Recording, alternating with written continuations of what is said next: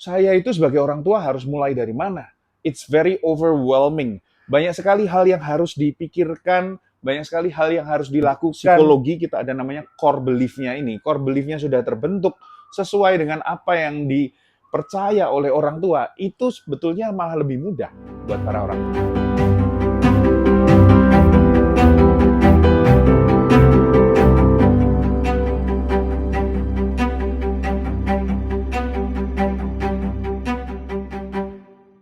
Halo semuanya, kali ini saya sedang berada di Malaysia, Kuala Lumpur. Jadi untuk beberapa hari ke depan saya akan ada meeting bahas tentang pendidikan, tentang tumbuh kembang anak, autism di sini, di Malaysia.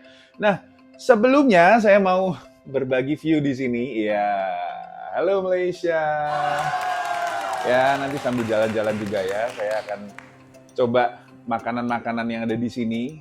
Terakhir kali saya ke Malaysia itu mungkin sekitar berapa tahun lalu ya. Saya masih ingat waktu saya kuliah di NUS Singapura, saya sering pacaran nih ke Malaysia karena istri saya kuliahnya di sini. Jadi bisa explore kota Malaysia itu cuman kalau weekend pas pacaran aja. Nah, anyway, kita mau bahas bukan tentang pacaran, kita mau bahas tentang parenting ya. Di video ini saya mau menyampaikan tanggapan saya. Jadi ada beberapa orang, temen juga beberapa klien yang konsultasi yang seringkali itu bingung. Saya itu sebagai orang tua harus mulai dari mana? It's very overwhelming. Banyak sekali hal yang harus dipikirkan, banyak sekali hal yang harus dilakukan. Bahkan kalau ada anak yang punya berkebutuhan khusus, dibawa ke dokter spesialis anak satu, dokter yang lain, atau mungkin psikolog yang lain, itu bahkan memberikan rekomendasi yang berbeda-beda. Jadi sungguh sangat-sangat overwhelming buat beberapa orang. Nah, kalau buat saya sendiri, rule of thumb-nya adalah begini. Rule of thumb itu berarti seperti guideline-nya ya. Tidak ada guideline yang pasti, tapi saya dan istri saya sebagai parents, kita mengalami hal yang namanya pengenalan anak. Itu sangat penting. Jadi banyak dari kita orang tua yang melihat anak ini sebagai seperti orang lain. Kayak waktu kita zaman sekolah, kuliah, atau teman kerja kita ngerti, oh ini ada si A, si B, si C. Jadi sebatas itu, kita kurang dalam lagi menggali. Jadi sangat penting untuk 3-5 tahun pertama anak itu kalau bisa nggak usah pakai babysitter. Kalau bisa ya, ini yang saya jalani sendiri. Karena apa? Di masa-masa 3-5 tahun anak ini, karakter mereka dibentuk. Dan tumbuh kembang mereka ini sangat ditentukan oleh apa yang mereka lihat, apa yang mereka pelajari di sekitar mereka. Jadi memang challenge untuk orang tua ini sangat-sangat berat untuk 3-5 tahun pertama. Tapi kalau yang basicnya ini, yang kalau dari segi psikologi kita ada namanya core belief-nya ini. Core belief-nya sudah terbentuk sesuai dengan apa yang dipercaya oleh orang tua, itu sebetulnya malah lebih mudah buat para orang tua. Yaitu yang saya rasakan ya dari pengalaman pribadi saya dengan istri. Kita mengasuh 2 anak itu dari mereka lahir kita asuh sendiri, nggak pakai babysitter. Kita coba ya bagaimana bisa juggle, bagaimana bisa menyeimbangkan pekerjaan dan juga keperluan rumah tangga dan juga mengurus anak. Jadi memang nggak gampang. Dan baru setelah anak usia 4-5 tahun, kita butuh bantuan, kita akhirnya membuka job opportunity ya, minta tolong orang untuk membantu ngurusin anak-anak kita. Nah, anyway, buat para orang tua yang mungkin dua-duanya kerja, ini juga sangat sulit untuk mengasuh anak sendiri. Tapi kalau bisa, luangkan lebih banyak waktu dengan anak Anda dalam 3-5 tahun pertama. Dan yang pertama Anda harus tahu adalah setiap anak ini berbeda. Anda mungkin bisa punya anak lebih dari 1, 2, 3, atau 4, dan salah satu anaknya bisa tumbuh cepat, ngomongnya cepat, pelajarannya bagus, tapi belum tentu anak kedua sama, atau anak ketiga, dan seterusnya. Jadi kita harus tahu benar nih, anak ini sebetulnya seperti apa. Dan anak ini bukan handphone di mana bisa dibawa ke tempat reparasi. Dok, Pak, Bu, Miss, tolong ini diterapi anak saya supaya langsung beres. Ya, jadi para orang tua harus tahu bahwa Apa yang dilakukan di tempat terapi itu cuma dilakukan selama 1 jam, 2 jam, maksimal 3 jam sehari. Dan dalam sehari itu kita ada 24 jam, dan 21 jamnya itu, kalau misalkan sehari 3 jam ya, 21 jamnya itu sama siapa ya? Sama orang-orang di rumah, dengan orang tua, dengan pengasuh. Jadi kalau kita lebih banyak meluangkan waktu untuk pekerjaan daripada untuk anak, ya ini nanti dampaknya akan kita rasakan sendiri ketika anak ini bermasalah. Terutama di 3-5 tahun usia anak ya. Jadi ini adalah rule of thumb yang biasanya saya selalu sharingkan. Lalu yang kedua, rule of thumb yang kedua adalah ketika kita menyikapi perbuatan anak, misalkan nih, anak nangis-nangis minta handphone atau minta susu. Nah, gimana kita menyikapinya? Itu akan jadi pembelajaran buat anak juga. Anak juga akan meniru kita.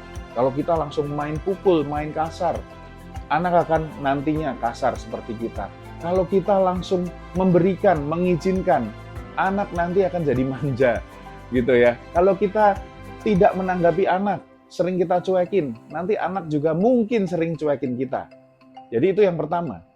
Apa yang kita ucapkan itu harus bisa kita berikan action-nya sebagai contoh. Ya, sama seperti orang tua yang bilang anaknya jangan merokok, tapi orang tuanya merokok. Jangan nonton pornografi, tapi orang tuanya nonton pornografi. Ya itu sulit. Ya, jadi kita mulai dari diri kita sendiri. Memang nggak gampang.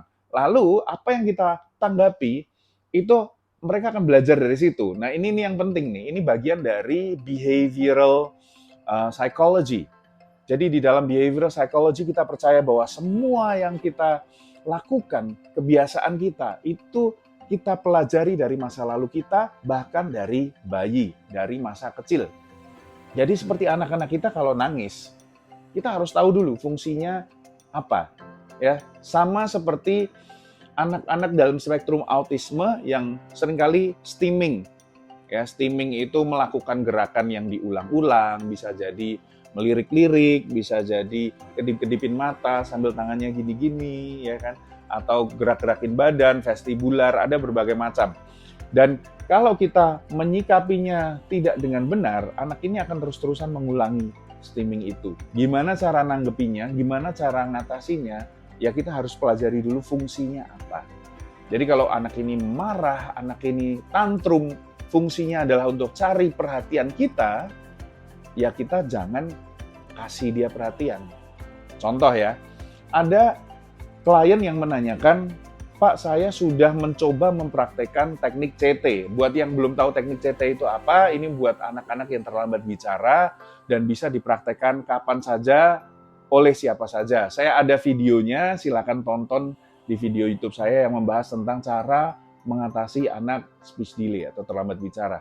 Nah, jadi teknik CT ini dicoba oleh klien saya yang konsul dan mengikuti parent training bersama saya. Tetapi dia bingung kenapa ketika anaknya diajarin oleh ayahnya mengerti, tetapi diajarin oleh ibunya nggak ngerti. Nah, jadi kenapa ada juga yang bertanya, kenapa ketika anak saya diajarkan CT malah anaknya tantrum, malah marah-marah. Nah, ini kita harus lihat bagaimana ketika anak ini tantrum, kita nyikapinya gimana. Gitu ya. Kalau seringkali anak ini tantrum terus kita kasih perhatian, ya anak ini tantrum terus kita bilang, sudah jangan nangis, kamu mau apa? Ya udah nih papa kasih gitu. Atau anak tantrum malah kita marah-marahin, ayo diem nggak kamu? Kalau kamu nggak diem nanti papa kirim ke Malaysia gitu ya. Nah itu kan kalau dia fungsinya untuk cari perhatian, kita memberikan perhatian, nanti dia akan belajar bahwa setiap kali aku pengen perhatian, aku akan marah-marah, aku akan tantrum. Atau contoh lain, ketika kita ini ya mau mengajarkan teknik CT, tapi sebelum itu ya, flashback mungkin ketika kita mau memberikan makan. Beberapa anak yang berkebutuhan khusus ini sangat sulit makannya, sangat milih-milih makannya. Ketika kita kasih makan dia nggak mau, ya apa yang terjadi? Ya udahlah, nggak usah gitu. Dia nangis, terus makanannya kita simpen. Ya udah, kayaknya ini nggak suka gitu. Jadi fungsi dari tantrum atau nangisnya itu adalah sebetulnya untuk avoidance atau menghindari hal yang dia nggak sukai. Dan ketika dia melakukan itu kita langsung mundur, dia akan belajar kalau, oh lain kali kalau aku nggak suka sesuatu, aku nggak pengen sesuatu, dikasih aku nggak mau, aku nangis saja, gitu ya. Jadi ini adalah hal-hal kecil yang seringkali orang tua tidak sadari. Dan kalau ini terus-terusan kita lakukan, lain kali ketika kita ngajarin sesuatu, anak kita nggak suka, dia akan nangis, dia akan tantrum. Jadi kita harus mulai dengan daily activities, setelah mengenali anak kita, nomor satu. Nomor dua, kita mengenali fungsi dari perilaku-perilaku anak kita.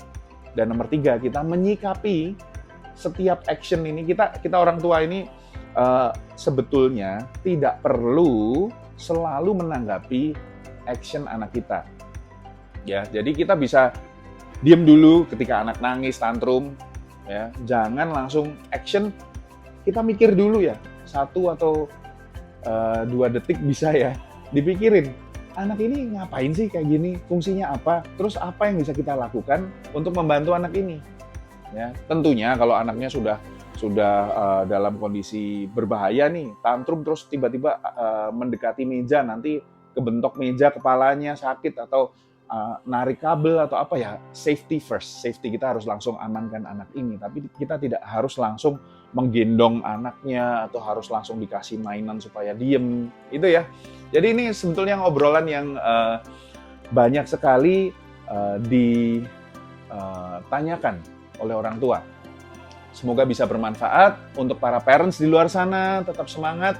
Kalau ada yang mau berbagi pengalaman, silakan tulis di kolom komen, silakan bisa sharing apa yang mungkin kalian bisa bantu orang tua ini dengan pengalaman-pengalaman yang sudah kalian lakukan dan ternyata it works buat anak-anak kalian karena every child is different and every parent is different.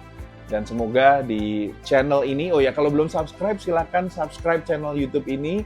Harapannya adalah di channel YouTube ini saya bisa berbagi lebih banyak tips tentang psikologi, tentang pendidikan dan everything in between. Oke, that's all for today.